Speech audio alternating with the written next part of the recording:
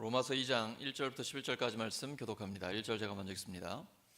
그러므로 남을 판단하는 사람아, 누구를 막론하고 내가 핑계하지 못할 것은 남을 판단하는 것으로 내가 너를 정죄함이니 판단하는 내가 같은 일을 행함이니라. 이런 일을 행하는 자에게 하나님의 심판이 진리대로 되는 줄 우리가 아노라. 이런 일을 행하는 자를 판단하고도 같은 일을 행하는 사람아, 내가 하나님의 심판을 피할 줄로 생각하느냐. 혹 내가 하나님의 인자하심이 너를 인도하여 회개하여 하심을 알지 못하여 그의 인자하심과 용납하심과 길이 참으심이 풍성함을 멸시하느냐. 다만 내 고집과 회개하지 아니한 마음을 따라 진노의 날, 곧 하나님의 의로우신 심판이 나타나는 그날에 임할 진노를 내게 쌓는도다.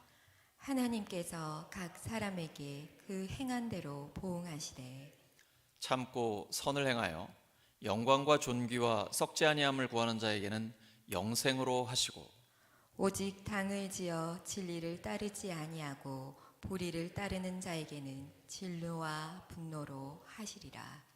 악을 행하는 각 사람의 영에는 환난과 곤고가 있으리니 먼저는 유대인에게요, 그리고 헬라인에게며 선을 행하는 각 사람에게는 영광과 존귀와 평강이 있으리니 먼저는 유대인에게요 그리고 헬라인에게라.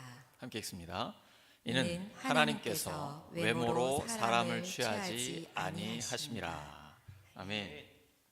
로마서 세 번째 시간, 한결같은 사랑, 한결같은 사랑이라는 제목으로 하나님의 말씀 전하겠습니다. 한결같은 사랑은 하나님의 사랑이죠. 히브리어로는 헤세드라고 하고 하나님의 인자하심이라고 표현이 됩니다. 하나님은 이랬다 저랬다 하지 않으십니다. 한결같은 사랑입니다. 영원한 사랑, 변하지 않는 사랑. 우리가 연약할 때, 죄인 되었을 때, 원수 되었을 때도 먼저 예수님의 생명을 내어주시는 바로 그 사랑입니다. 우리는 그 하나님의 한결같은 사랑의 기준으로 나 자신과 사람을 보는 게 아니라 각자 자기의 기준으로 보기가 쉽습니다. 우리는 인간이기 때문에 그렇죠. 자기 양심껏 자기의 도덕적 기준을 가지고 하기가 쉽습니다. 근데 양심이라는 건 굉장히 주관적이죠. 그리고 문화에 따라 기준이 달라지기도 합니다. 우리나라에서는 허용되지 않는 것이 이슬람권에 가면 허용되기도 하죠. 우리는 일부 일처제 아닙니까? 이슬람권은 돈 많고 힘 있으면 뭐 부인을 얼마든지 더 둘 수 있는 것이잖아요. 용납이 안 되는 것인데 문화에 따라 다를 수 있거든요. 근데 사람이 자기 양심이나 자기의 도덕적인 기준을 가지고 판단을 하다 보면 그래도 나는 남보다 선하다. 저 사람은 저 정도면 괜찮네. 나름대로 판단할 수가 있습니다. 사람의 그 컴컴한 흐릿한 기준을 갖고 보다 보니까 다른 사람들이나 자기 자신이 다 선해 보이는 것이죠. 자, 우리 연애할 때 한번 생각해 볼까요? 우리 청년들 데이트할 때 주로 어떤 곳에서 데이트를 하십니까? 좀 어두컴컴한 데 아닙니까? 이렇게 밝은 데서 하지 않잖아요. 좀 흐릿한 데서 하죠. 그럼 다 예뻐 보입니다. 아멘이 나오는데요. 그거랑 같습니다. 인간의 마음은 모두 다 흐릿합니다. 컴컴해요. 그 기준을 가지고 자기를 보면 이만하면 괜찮다. 그래도 나는 남보다 선해. 이런 기준을 갖고 있는 사람에게 오늘 말씀을 하시는 거예요. 아니야. 너 이 밝은 빛에 나오면 네 잡티랑 다 보여. 너 죄인이야. 라고 우리에게 말씀하고 계시는 겁니다. 나 예수님 안 믿어도 괜찮아. 교회 안 다녀도 돼. 교회 다니는 사람들 보니까 별거 아닌데 뭐 나보다도 못해. 내가 저들보다 훨씬 더 선해. 나 예수 필요 없어. 교회 안 가도 돼. 생각하시는 분들 큰 착각입니다. 자기가 기준이기 때문에 그래요. 오늘 본문에서 하나님 분명히 말씀하십니다. 모든 사람이 죄인이라는 거예요. 그래도 나는 남보다 선해, 이만하면 괜찮아 라고 생각하는 건 더 심각한 죄인입니다. 그러면서 남을 비판하고 있거든요. 남을 비판한다는 것은 자기가 하나님 자리에 서 있는 것입니다. 심판과 판단을 할 수 있는 사람은 오직 누구밖에 없습니까? 하나님밖에 없습니다. 그런데 자기가 하나님이 된 것입니다. 자기가 심판의 자리에 선 것입니다. 나는 이만하면 괜찮고 저 사람은 저래서 안 된다 라고 생각할 때 바로 그 사람 자신이 하나님 앞에 죄를 짓고 있는 것이죠. 로마서는 3장 23절에 모든 사람이 죄를 범하였음에 하나님의 영광에 이르지 못한다 라고 선언하고 있습니다. 로마서 3장 23절이죠. 로마서 6장 23절을 보면 죄의 삭은 사망이요 하나님의 은사, 하나님의 선물은 그리스도 예수 우리 주 안에 있는 영원한 생명입니다. 명확하게 선언을 하고 있습니다. 그래서 우리가 볼 때에 누가 봐도 저 사람은 도덕적으로 문제가 있다, 정말 죄인이다, 심각하다, 이건 문제 아니고, 이런 사람들은 당연히 죄인이니까 자기가 회개를 합니다. 하나님 앞에 깨닫게 되면. 더 문제는 나름대로 도덕적인 삶을 살고 있는 사람입니다. 그리고 교회를 다니는 우리가 그런 사람이 될 수 있습니다. 우리는 사실 그건 탕자는 아니잖아요. 예배 드리고 있고 나름대로 하나님 앞에 주의 뜻대로 살려고 애를 쓰지 않습니까? 이만하면 괜찮지 라는 함정에 빠지기가 쉽습니다. 누가복음 15장 두 아들의 비유에 나오는 큰아들과 같은 생각을 하기가 쉽습니다. 둘째 아들은 아버지 유산 가지고 외국에 나가 허랑방탕 다 쓰고 거지가 됐습니다. 이놈은 죄인이죠. 자기가 생각해도 죄인이고 누가 봐도 이건 죄인입니다. 더 이상 희망이 없으니까 아버지를 생각하고 돌아오게 됩니다. 그때 그 아버지가 뭐라고 그러죠? 죄인이라고 말씀 안 합니다. 얼싸안고 품어주는 거예요. 그 잔치를 열어주는 거예요. 왜냐하면 죽었다가 살아났잖아요. 영혼이 구원받았잖아요. 하나님은 그때가 제일 기쁘시거든요. 근데 그 잔치에 참여하지 못하는 사람이 있죠. 큰아들입니다. 큰아들은 잘못한 게 없거든요. 평소에 아버지 말씀 어긴 게 없어요. 너무 착해요. 염소 한 마리도 안 잡아요. 자기를 위해서, 친구들을 위해서는 안 합니다.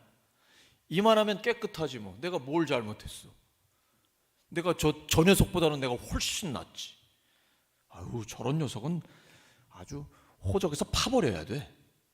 이런 생각을 하면서 아버지 마음을 더 아프게 합니다.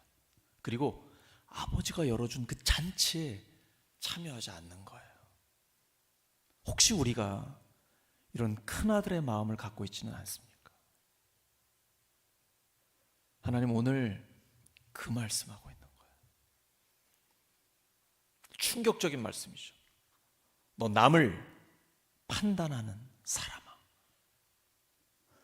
너 지금 남을 판단하는 게 너 자신을 정죄하고 있는 거야.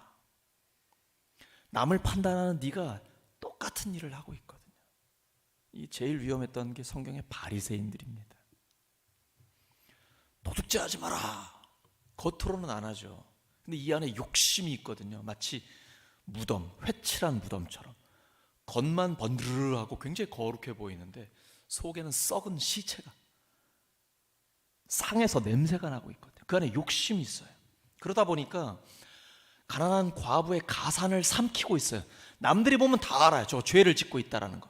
그 욕심이 드러나 연약한 가난한 자, 소외된 자의 그 적은 재산까지 빼앗고 있거든요. 자기만 모르는 거예요. 그래서 예수님은 이 위선자에 대해서는 험하게 책망하십니다. 굉장히 위험한 거거든요. 그것도 종교 지도자들이란 말이에요. 자기만 지옥 가는 게 아니라 다른 사람들까지 지옥으로 끌고 가고 있는 거예요. 겉으로만 사람들 볼 때만 아무 일 없으면 된다라는 것이죠. 그러니까 돈 많이 모았겠죠? 사람들에게 어휴 바리새인 어른 존경도 받겠죠? 나는 이만하면 내가 양심대로 선하게 사니까 사람들이 인정도 해주고 잘 먹고 잘 살잖아. 큰 착각입니다. 하나님의 한결같은 사랑, 인자하심, 이걸 우습게 여기는 거예요. 하나님이 지금 오래 참고 계시는 거예요. 왜 참으실까요? 빨리 회개하고 돌아오기를 원하시는 겁니다. 그걸 모르고 난 그래도 남보다 선해, 내가 그래도 양심대로 사니까 하나님이 나한테 복 주시는 거 아니야? 잘 먹고 잘 살고 내 가족들 아무 이상 없고 사건 사고도 없고, 큰 착각입니다. 하나님의 오래 참으심이에요. 하나님께서는 빨리 회개하고 돌아오기를 원하며 기다리고 계신 것입니다. 이걸 깨닫지 못하고 내가 잘해서 했다라고 생각한다 그러면 하나님의 진노 아래 있는 것입니다. 그 진노를 쌓고 있는 것입니다. 세상에는 두 종류의 사람이 있습니다. 하나님 앞에 진노를 쌓고 있는 사람과 하나님 앞에 상급을 쌓고 있는 사람. 어떤 사람이 상급을 쌓고 있는 사람입니까? 세리 같은 사람. 하나님, 전 죄인입니다. 전 정말 심각한 죄인입니다. 내가 얼굴을 들어 하나님을 볼 수가 없습니다. 바리새인은 진노를 쌓고 있는 겁니다. 저는 저 세리와 같지 않고 저 다른 자들과 같이 도둑질도 하지 않고 죄 짓지 않고 있습니다. 금식도 하고 있습니다. 정말 종교적인 삶을 살고 있습니다. 누가 하나님 앞에 의롭다함을 얻습니까? 나 스스로 죄인이라고 인정하고 있는 세리 같은 사람입니다. 우리는 바로 그 사람이 되어야 합니다. 그래야 하나님께서 우리를 의롭다고 인정해 주시는 것이죠. 하나님은 한결같은 사랑을 갖고 계십니다. 우리를 향해 오래 참고 계십니다. 회개하고 하나님의 뜻대로 살기를 원하시기 때문입니다. 사도행전 2장에 오순절에 성령께서 강림하셨습니다. 베드로가 성령의 충만함을 받고 달라졌습니다. 하나님의 말씀 선포해요. 예수님의 십자가와 부활의 복음을 담대하게 전합니다. 그 말씀 들은 사람들의 반응이 무엇입니까? 최집사가 들어야 되는데, 이 권사가 여기 있어야 되는데, 그랬나요? 아닙니다. 우리가 어찌할꼬? 그러면 우리가 어떻게 해야 합니까? 그때 베드로는 너희가 회개하여 하나님 앞에 돌아오면 성령을 선물로 주신다라고 말씀하십니다. 하나님의 말씀을 들을 때에 나에게 적용하는 사람이 복 있는 사람입니다. 말씀을 통해 내가 변화되는 사람이, 그 사람이 복된 사람이에요. 그래서 설교자는 가장 복 있는 사람입니다. 말씀을 전하는 하나님의 사람들은 가장 복 있는 사람입니다. 하나님의 말씀을 나에게 먼저 적용하기 때문이에요. 그리고 하나님의 말씀이 나를 변화시켜 주시기 때문이에요. 나를 변화시켜 주신 그 능력의 말씀이 다른 사람을 변화시키는 것입니다. 그 사람이 가장 복 있는 사람이에요. 이렇게 한결같은 하나님의 사랑을 받은 사람은요, 변합니다. 나도 모르게 내가 변해요. 우선은 남을 보기 전에 자기 성찰을 먼저 합니다. 예수님 말씀처럼 다른 사람 눈에 있는 티를 보기 전에 내 눈에 있는 들보를 먼저 발견하게 돼요. 그래가지고 계속 끊임없이 내가 변하고 내가 성숙해지고 성장하게 됩니다. 그리고 둘째는 참으면서 선을 행하게 됩니다. 이 하나님의 한결같은 사랑을 받다 보니까 하나님이 늘 나를 참아주시잖아요. 나를 기다려주시잖아요. 그러다 보니까 나도 그렇게 되는 거예요. 오래 참게 되고 끊임없이 기뻐하며 선을 행하게 됩니다. 세 번째는 말씀대로 실천하게 돼요. 우리 신앙생활을 오래 하다 보면 착각하게 됩니다. 날마다 하나님의 말씀을 듣다 보니까 내가 하나님의 말씀대로 산다는 착각을 하게 돼요. 이 목회자가 제일 위험한데, 계속 하나님의 말씀을 듣고 말하고 하다 보니까 내가 그 말씀대로 살고 있다라는 착각에 빠지기가 쉬워요. 전혀 다른 것입니다. 말씀을 듣는다, 이것과 말씀대로 산다라는 것은 전혀 다른 거예요. 근데 하나님의 한결같은 사랑을 받다 보면 말씀대로 실천하게 됩니다. 그러니까 계속 내가 변하는 거예요. 신앙생활의 가장 큰 행복은 무엇이냐? 말씀대로 실천하면서 나 자신이 변화되게 되는 것입니다. 그런 역사가 우리 모두에게 있기를 예수 그리스도의 이름으로 축원합니다. 옆 사람 축복해 주시기 바랍니다. 말씀을 나 자신에게 먼저 적용하시기 바랍니다.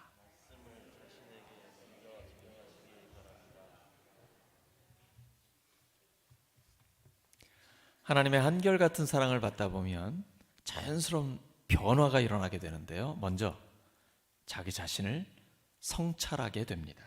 로마서 2장 1절입니다. 시작. 그러므로 남을 판단하는 사람이여 그대가 누구이든지 죄가 없다고 변명할 수 없습니다. 그대는 남을 심판하는 일로 결국 자기를 정죄하는 셈입니다. 남을 심판하는 그대도 똑같은 일을 하고 있기 때문입니다.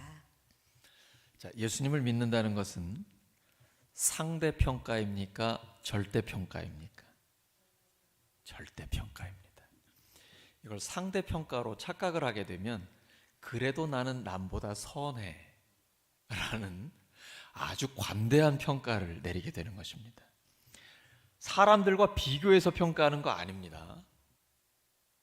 하나님의 기준에 맞게 평가를 해야 됩니다. 자, 우리가 하나님의 기준대로 나 자신을 평가한다 그러면 그래도 나는 남보다 선하다 이렇게 자부할 수 있는 사람이 우리 중에 있을까요? 그래서 성경은 의인은 없나니 하나도 없다라고 말씀하시는 것입니다. 그래서 모든 사람에게 예수님의 복음이 필요한 것입니다.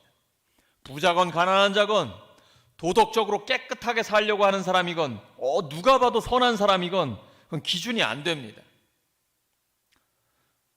석가모니건 마호메트건 공자건 세상에서 인정하건 어떤 철학자건 선한 의로운 사람이건 간에 사람은 다 죄인입니다. 기준이 하나님의 기준이기 때문입니다. 그래서 남을 판단하기 전에 먼저 나를 성찰하는 것입니다. 이 사람이 정말 건강한 하나님의 사람이죠. 잠언 16장 2절입니다. 사람의 행위는 자기 눈에는 모두 깨끗하게 보이나 주님께서는 속마음을 꿰뚫어 보십니다. 우리의 속마음을 꿰뚫어 보고 계신 주님 앞에 감히 내가 죄 없다, 이만하면 괜찮지, 이런 관대한 평가를 내릴 수 있는 사람은, 그런 강 큰 사람은 아무도 없는 것입니다. 하나님은 우리를 끊임없이 기다려주고 계십니다. 빨리 돌아와 하나님의 기준에 맞게 살기를 원하는 것입니다. 우리가 선하게 살아서 구원받는 것은 아닙니다. 그러나 구원받은 사람은 선하게 살아야 합니다. 그러나 그 선이 하나님이 원하시는 100%의 완벽함에는 다다를 수 없는 것입니다. 또 하나, 다른 사람을 판단하려고 할 때 그 기준을 동일하게 가져야 합니다. 만약에 피를 나눈 내 가족이라면 어떻게 할까요? 정말 그렇게 험하게 판단하거나 심판하거나 정죄할 수 있을까요? 가능하면 눈 감아줄 것입니다. 왜냐하면 누워서 침 뱉기니까요. 가족이라고 생각하지 않기 때문에 그래요. 우리 의지적으로 예수님의 피를 나눈 가족이라고 생각해야 합니다. 그래서 개인적으로 나에게 잘못한 것은 용서해 주어야 합니다. 근데 여러분, 사랑을 오해하시면 안 됩니다. 너무 좁은 범위로 보시면 안 돼요. 사랑이 늘 부드럽고 이렇게 용서해주고 눈 감아주고 이런 것만 사랑이 아닙니다. 사랑은 때로는 강한 사랑도 있어야 합니다. 가정이나 교회, 민족, 공동체를 깬다 이럴 때는 아주 과감하게 당신 지금 공동체를 깨고 있다라고 말을 해줘야 됩니다. 그게 진짜 사랑이에요. 하나님의 사랑은 오늘 본문처럼 우리에게 강렬하게 다가오잖아요. 너 죄인이야. 네가 아무리 선하게 살려고 해도 네가 완전하지 못해.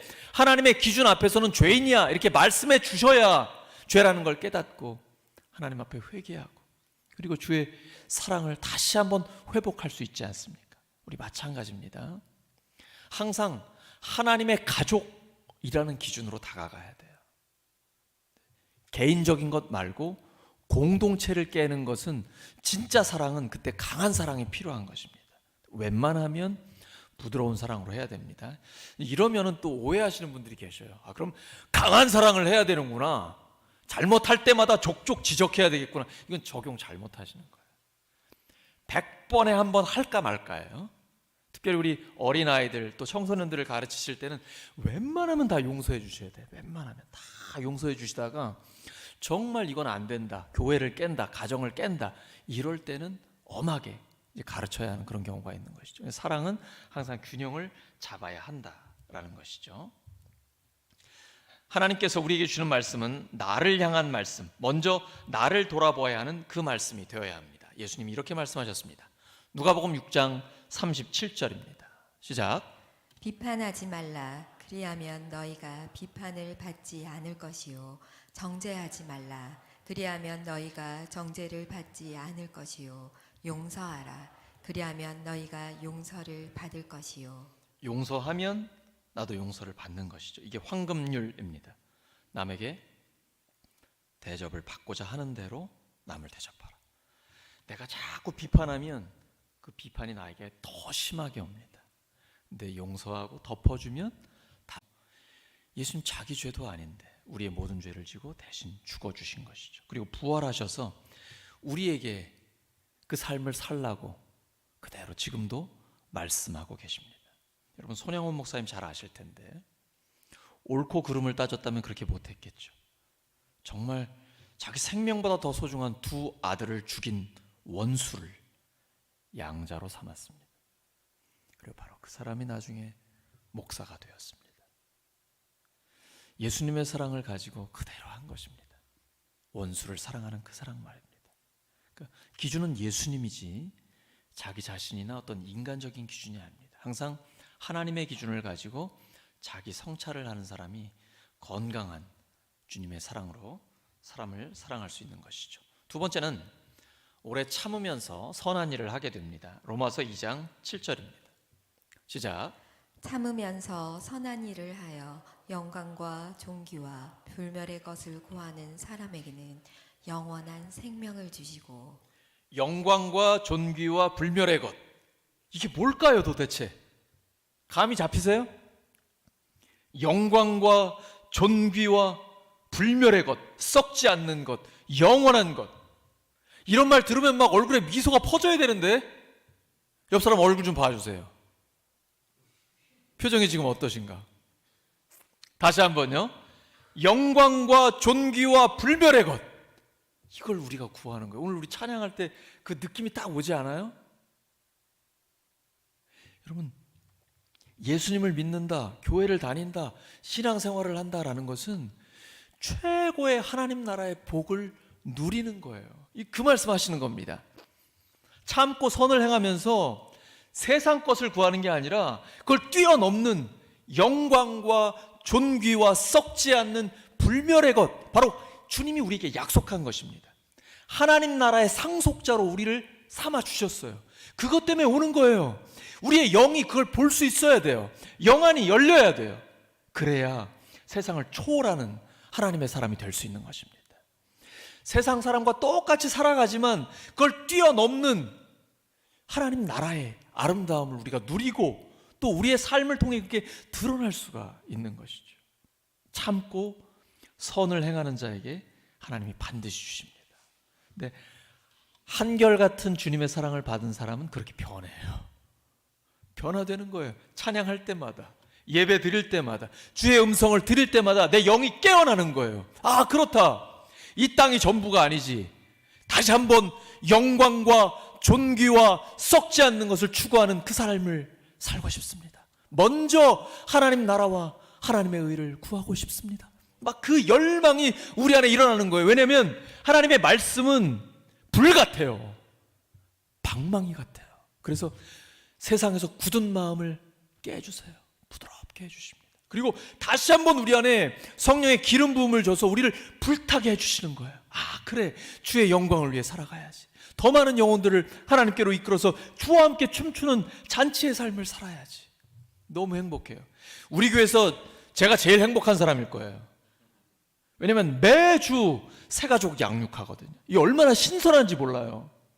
목장이 정말 신선해지려면 계속 새 가족들이 들어와야 되고 새 가족을 위해 기도해야 돼. 기도부터 시작하는 겁니다. 하나님 그 기도에 응답하십니다. 하나님의 때에 하나님의 방법으로 응답하십니다. 우리 영이 계속 신선하고 살아있는 이유는 새 가족들을 계속 대하기 때문이에요. 그리고 안 변할 것 같은데 변한다니까요. 하나님 말씀 계속 듣다 보면 구원의 확신이 생겨요. 처음에는 모르겠어요. 저 그런 거 심각하게 생각해 본 적이 없어. 이런 분들이 하나님 말씀을 계속 듣다 보면 저 구원의 확신이 생겼습니다. 하나님의 말씀에 근거해서 구원의 확신이 제 마음에 생겼습니다. 이런 고백 들으면 기쁘잖아요. 밥 안 먹어도. 그게 잔치란 말이에요. 영광, 존귀, 불멸의 것을 우리가 구하고 있다라는 것이죠. 나만 살면 안 되잖아요. 많은 사람들을 살려야죠. 셋째는 말씀대로 실천하게 됩니다. 로마서 2장 13절입니다. 시작. 하나님 앞에서는 율법을 듣는 사람이 의로운 사람이 아닙니다. 오직 율법을 실천하는 사람이야 의롭게 될 것이기 때문입니다. 하나님 말씀을 실천하는 사람만이 의롭게 되는 거네요. 로마서는 오직 믿음으로 의롭다함을 받는 것 아닙니까? 로마서에 이 두 가지 말씀이 함께 있습니다. 믿으면 실천하게 됩니다. 믿는다고 말만 하고 실천하지 않는 것은 믿지 않는 것입니다. 우리가 정직해야 돼요. 신앙생활은 매우 정직합니다. 이거 흉내낸다고 되는 게 아니에요. 영적인 세계는 정말 정직합니다. 뭐 근엄한 표정 짓고 목소리 깐다고 되는 게 아니에요. 믿으면 실천하게 되어 있어요. 말씀대로 실천할 때에 하나님의 역사가 나타나게 됩니다. 믿음으로 말미암아 의롭다함을 받았습니다. 의롭다함을 받은 사람은 믿는 대로 살아가게 되는 것입니다. 신앙생활은 내가 뭘 하는 게 아니고 한결같은 사랑을 받았기 때문에 되는 거예요. 우리 안에 계신 성령님이 우리를 그렇게 변화시켜 주시는 것입니다. 말씀 정리합니다. 우리는 하나님의 한결같은 사랑을 받았습니다. 자연스럽게 변화됩니다. 먼저 자기 성찰을 하게 됩니다. 참으면서 선한 일을 하게 돼요. 그리고 말씀대로 실천하게 됩니다. 이렇게 성령의 인도하심을 따라 변화되는 삶을 사는 우리 모두가 되기를 예수 그리스도의 이름으로 축원합니다. 기도합니다. 아버지 하나님 감사합니다. 늘 저희들에게 한결같은 사랑을 주시니 감사합니다. 먼저 자기를 돌아보고 오래 참으면서 선한 일을 하며 말씀대로 실천하게 되는 그 변화를 일으켜 주시옵소서. 감사드리며 예수 그리스도의 이름으로 기도드립니다.